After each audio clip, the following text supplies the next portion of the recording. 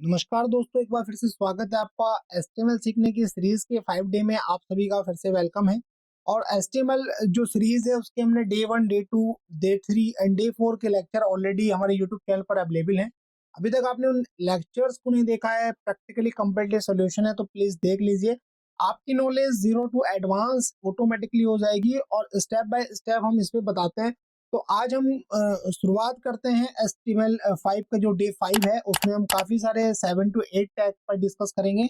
Step by step चलेंगे, तो आइए शुरुआत करते हैं बिना किसी देरी के कैंडिडेट। तो सबसे पहले मैंने विजुअल स्टूडियो कोड को ओपन कर लिया है और यहाँ पर मैं फाइल एक्सप्लोर में जाकर अपनी न्यू फाइल बना लेता हूँ और यहाँ पर लिखता हूँ day5.html। जैसे ही मैं एंटर करूंगा मेरी फाइल मेरे सामने क्रिएट होकर आ जाएगी और मैं इसको कर देता हूँ मिनिमाइज। और यहाँ पर मैं बेसिक स्ट्रक्चर को नोट डाउन कर लेता हूँ सबसे पहले। तो बेसिक स्ट्रक्चर में देखिए HTML, और HTML को क्लोज करना है और HTML को ही ओपन करना है। उसके बाद हेड सेक्शन आएगा, हेड में आएगा आपका टाइटल टैग, टाइटल को ओपन, टाइटल को क्लोज। और उसके बाद आएगा बॉडी सेक्शन, बॉडी सेक्शन को ओपन, बॉडी सेक्शन को क्लोज। यहाँ पर ओल्ड एफ के साथ, शिफ्ट के साथ जैसे मैं इसको क्लिक करूंगा ये ऑटोमेटिकली फॉर्मेट हो जाएगा, यानी इसकी जो फॉर्मेटिंग है वो प्रॉपर मैनर में आ जाएगी। तो यहाँ पर क्योंकि हमारा डे 5 है तो टाइटल में लिख लेते हैं डे 5 प्रैक्टिकल। गो लाइव पर जाकर इसको लाइव करते हैं और देखते हैं हमारा क्या आउटपुट आ रहा है। तो देखिए यहाँ पर डे 5 प्रैक्टिकल जो हमने टाइटल में लिखा है वो हमारे सामने आ गया है। अब इसको मिनिमाइज कर लेते हैं दोनों को, तो ये साइड बाई साइड आ जाएंगे। साइड बाई साइड आने से क्या होगा, जो भी चीज हम जो है यहाँ पर लिखेंगे VS कोड में वो हमारी स्क्रीन पर आ जाएगी। तो देखिए सबसे पहला जो टैग है वो है हमारा स्ट्राइक थ्रू टैग। यानी स्ट्राइक थ्रू टैग का भी यूज काफी बार किया जाता है, जहां पर हमें जो है किसी टेक्स्ट को लिख कर कट करना होता है या कोई ओल्ड टेक्स्ट दिखाना होता है, तो उसके लिए एस टैग आता है। और एस टैग के अंदर आप जो भी चीज को मेंशन कर देंगे, for example general welcome to this situation, ये हमने राइट नोट डाउन कर दिया है। जैसे हमने नोट डाउन किया है तो यहाँ पर आप देख पा रहे हैं कैंडिडेट कि general welcome to this situation यहाँ पर जो दिख रहा है वो स्ट्राइक थ्रू में आ गया है, यानी उसके बीच में लाइन आ गई है। तो जब भी आपको वेबसाइट पर इस तरीके का काम करना होता है, आपको ये चीज लिखनी होती है, तो आप जो है एस टैग के अंदर उसको मेंशन कर देते हैं। और एस टैग के अंदर एक एट्रीब्यूट बहुत ज्यादा यूज होता है, वो होता है टाइटल। तो टाइटल एट्रीब्यूट को इसके अंदर लिखते हैं और देखते हैं क्या ये वर्क करता है। तो दिस इज ओल्ड टेक्स्ट, ये हमने लिख दिया है।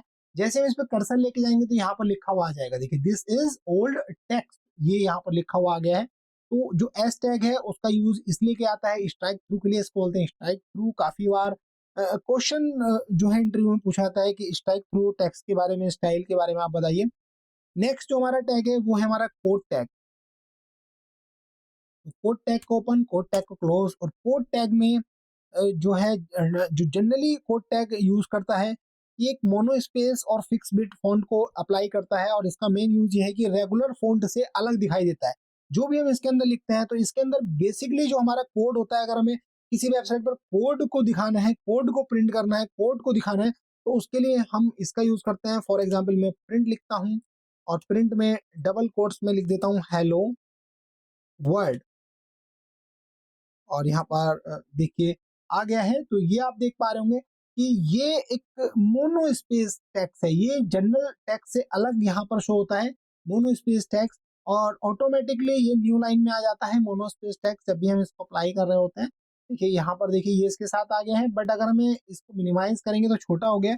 बट अगर हमें न्यू लाइन में लाना है तो इसके लिए BR टैग का बेसिकली यूज किया जाता है, और BR टैग कोड टैग के ऊपर हमें अप्लाई करना पड़ेगा। अब हम इसको बड़ा भी करेंगे तब भी आपके सामने नीचे ही आएगा, क्योंकि हमने BR कर दिया है, लाइन को ब्रेक कर दिया है। तो कोड टैग का यूज तब क्या आता है, जब हमें कोई कोड अपनी वेबसाइट पर डिस्प्ले करना होता है, कोई प्रोग्रामिंग से रिलेटेड कोड है उसको डिस्प्ले करने के लिए, ये प्योरली इसी के लिए बना हुआ है। नेक्स्ट टैग है प्री टैग। तो देखिए प्री जो टैग है वो कॉम्बिनेशन के साथ यूज होता है कोड टैग के साथ कभी कभार। तो प्री टैग के अंदर क्या होता है, प्री के अंदर जैसा भी आप कोई चीज लिख देंगे, फॉर एग्जाम्पल ये प्री है, प्री को ओपन किया, this is my computer practical.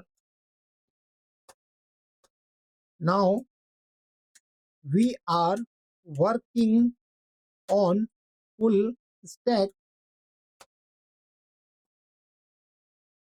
देखिए यहाँ पर आप देख पा रहे होंगे, यहाँ पर फुल स्टैक का भी एक टैग होता है, तो फुल स्टैक हमें लिखना पड़ेगा और यहाँ पर full stack thanks for watching this video. आप देख पा रहे होंगे कैंडिडेट कि जैसा हम टेक्स्ट वहां पे लिख रहे हैं तो ऑटोमेटिकली प्री टैग क्या करता है, प्री टैग जिस भी फॉर्मेटेड में आप वहां पर टेक्स्ट लिखते हैं वो फॉर्मेटेड यहाँ पे दिखाई देता है, और एक मोनो स्पेस टाइप का फॉर्मेट का टेक्स्ट आपको शो होता है जो कि कोड की तरह है। और इस तरीके का टैग का यूज किया जाता है प्री फॉर्मेटिंग के लिए। प्री फॉर्मेटिंग का बेसिकली जो प्री कोड का यूज है कि मान लीजिए आपको कोई फॉर्मूला लिखना है या कोड लिखना है तो उसमें हम इसका यूज कर सकते हैं। प्रैक्टिकल और देख लेते हैं कैसे इसके के साथ आप कोड टैग का यूज करेंगे। तो प्री को ओपन करेंगे, प्री को क्लोज करेंगे, उसके साथ कोड लिखेंगे, कोड को ओपन, कोड को क्लोज, और डेफ फंक्शन लिख लेते हैं छोटा सा एक। और यहां पर आप देख पा रहे हैं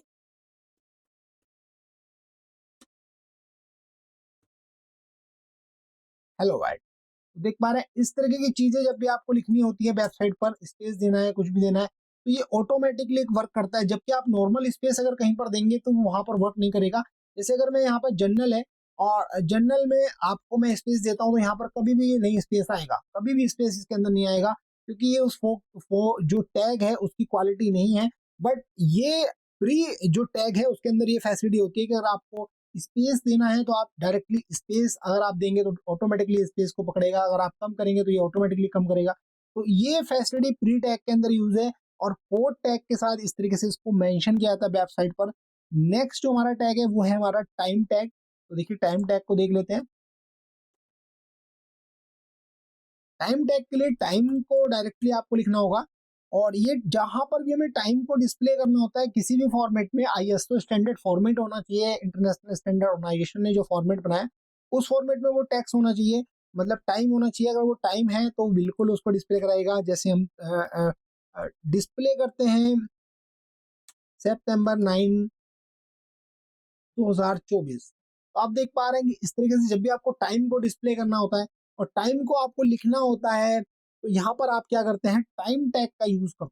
ठीक है, टाइम टैग का यूज करते हैं, और टाइम टैग को पैराग्राफ के साथ या किसी अदर टैग के साथ भी आप यूज कर सकते हैं। फॉर एग्जाम्पल जैसे मैं पी लिखता हूँ, पी पैराग्राफ होता है, और यहाँ पे लिखता हूँ लंच ब्रेक इज एट, यहाँ पर हमें एक्चुअली क्या है कि टाइम लिखना है, तो डायरेक्टली भी आप जैसे टाइम लिखते हैं 2 PM, ये आपने टाइम लिखा। बट इस टाइम को लिखने के लिए कैंडिडेट आपको यहाँ पर टाइम जो टैग है उस टैग के अंदर लिखना चाहिए, क्योंकि स्टैंडर्ड फॉर्मेट है इसके लिए। ये देखिए, और इसके अंदर हम इसको मेंशन करेंगे,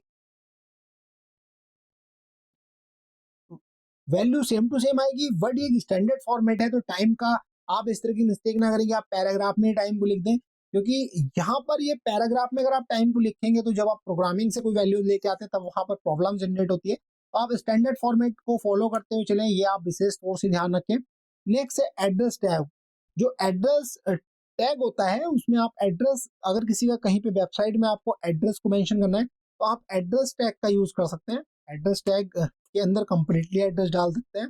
जैसे कि फॉर एग्जांपल हम अपने कंप्यूटर इंस्टीट्यूट का एड्रेस लिख देते हैं, अपनी कंपनी का एड्रेस लिख देते हैं, मोहल्ला मोती नगर, गुलरिया मंडी समिति रोड अमरोहा, पिन कोड होगा 244221, और यहाँ पर हम अपना ईमेल आईडी भी दे देते हैं, और ZYT2018@gmail.com, और यहाँ पर हम अपना कॉन्टैक्ट नंबर भी देते हैं 8755166033। तो यहाँ पर आप देख पा रहे हैं जैसा हमने एड्रेस फॉर्मेट में लिखा है वैसे ही आ गया, बट एड्रेस एक स्पेसिफिक फॉर्मेट में आता है कैंडिडेट। देखिए उसका एक अलग इटैलिक होके आ रहा है, और स्पेशली आप देख पा रहे हैं एक अलग फॉर्मेट में ये सब चीजें आती हैं। तो जब भी आपको कहीं पर एड्रेस लिखना होता है तो आप एड्रेस को लिख सकते हैं। अब हम इसको जो है इरेज कर देते हैं, और इरेज करने के बाद कुछ नए टैग को भी देखते हैं अभी कौन कौन से टैग हैं। तो ये हमने इरेज कर दिया है। इरेज करने के बाद कैंडिडेट यहाँ पर आप आएंगे, और उसके बाद आएगा ब्लॉक क्योटो टैग होता है कि ब्लॉक क्योटो जो टैग होता है उसके अंदर क्या होता है कि ये इसका जो मेन पर्पस होता है ब्लॉक क्योटो का, ये डिफाइन करने के लिए होता है किसी सेक्शन को अगर आप अपनी आप अगर वेबसाइट से किसी के सेक्शन का यूज कर रहे हैं, किसी का कोई पार्ट ले रहे हैं और उसको अपनी वेबसाइट में शो कराना चाहते हैं, तो वहां पर आपको रिफरेंस देना होता है। तो रिफरेंस के लिए आपको क्या यूज करना पड़ता है, ब्लॉक टोटो टैग का यूज करना पड़ता है। ब्लॉक टोटो के लिए आपको कैसे लिखना पड़ता है, जैसे फॉर एग्जाम्पल डबल कोट्स में आप लिख देंगे the only limit to our realization of tomorrow, ठीक है, is our doubt of today. ये हमने लिख दिया है, डॉट लिखा। तो जैसा आपने लिखा है वैसा ही यहाँ पर आपके सामने आ गया कैंडिडेट। देखिए इस तरीके से फोटो, और उसके नीचे आपको ये किसने दिया है, ये फ्रैंकलिन ने दिया है। इसने लिखा है फ्रैंकलिन डी डॉट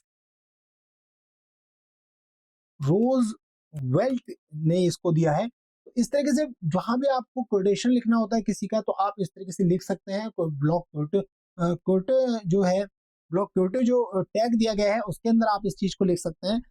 उसके बाद जो हमारा नेक्स्ट टैग होगा वो होगा इनपुट टैग, और इनपुट टैग को हम देखेंगे नेक्स्ट वीडियो में, और उसके बारे में डिस्कस करेंगे स्टेप बाय स्टेप। काफी बड़ा वो टैग है, उसकी काफी सारी वैल्यूज होंगी। ये वीडियोस आपको कैसे लगी, और आपने अभी तक हमारी first day, second day, third day, fourth day की वीडियो नहीं देखी है तो प्लीज देख लीजिए, आपको काफी सारी नॉलेज मिल जाएगी। और इस यूट्यूब चैनल को लाइक करना, सब्सक्राइब करना, शेयर करना बिल्कुल ना भूलें। Thanks for watching this video.